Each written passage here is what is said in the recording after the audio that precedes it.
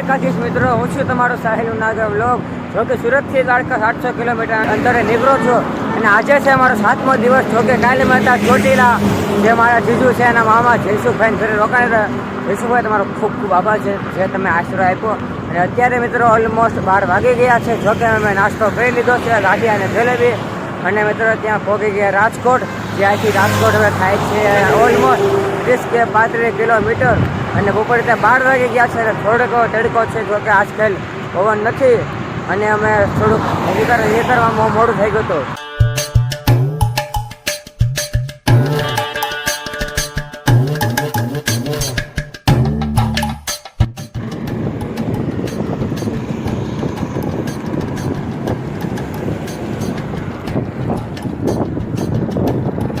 હા હારો એવડો મોટો પંખો કોનો છે ને એ લાગે ખબર નથી પડી. તો એવડો મોટો પંખો છે. જો તમને ખબર હોય ને તો કમેન્ટમાં કહેજો કયો પંખો, એટલે મને ખબર પડે હવે કયો પંખો. રાજા હાઈવે ને એકાદો આવા પંખા ટ્રકોની ઉપર હોય જ છે.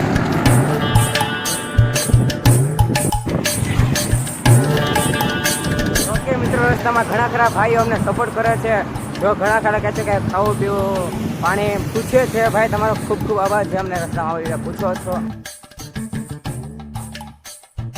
અને મિત્રો એટલા બધા આવા ડુંગર જોઈને આવા ખાડા હોઈને એક અનુભવ અલગ થાય છે. જો કે મિત્રો આપણે બોર્ડર ઉપર આવ્યા ને હિન્દુસ્તાન ને પાકિસ્તાનની બોર્ડર એવું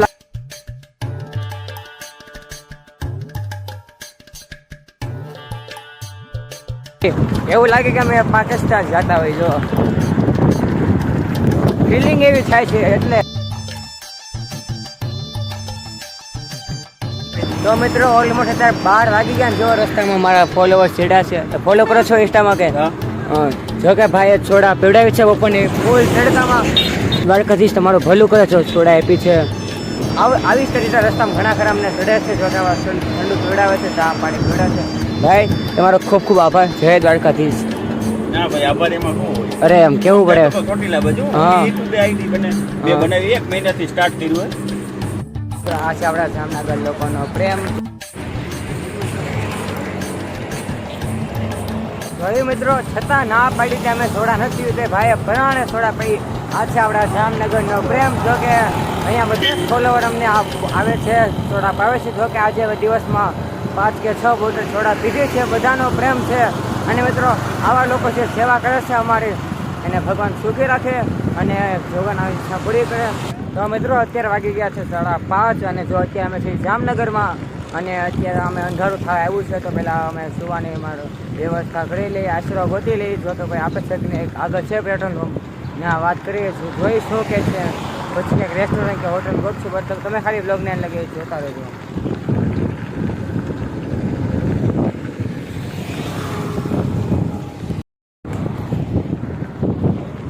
તો મિત્રો અત્યારે વાગી ગયા છે 5:30. અને જો અત્યારે અમે છીએ જામનગરમાં અને અત્યારે અમે અંધારું થવા આવ્યું છે. તો પહેલાં અમે સુવાની વ્યવસ્થા કરી લઈએ, આશરો ગોતી લઈએ. જો તો ભાઈ આપે છે કે એક આગળ છે પેટ્રોલ પંપ, ત્યાં વાત કરીએ છીએ, જોઈ શું કે છે. પછી કંઈક રેસ્ટોરન્ટ કે હોટલ ગોતશું. બટ તમે ખાલી બ્લોગને લગે જોતા રહેજો. ચાલો આપણે જમી આવી. જો કે અત્યારે વાગી ગયા છે 8 કે 8:30.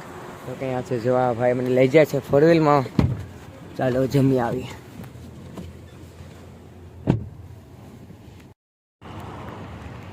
તો મિત્રો ફાઇનલી આપણે જમીને આવી ગયા છે. જો કે આજે અમે રોકાણા છીએ પેટ્રોલ પંપ ઉપર.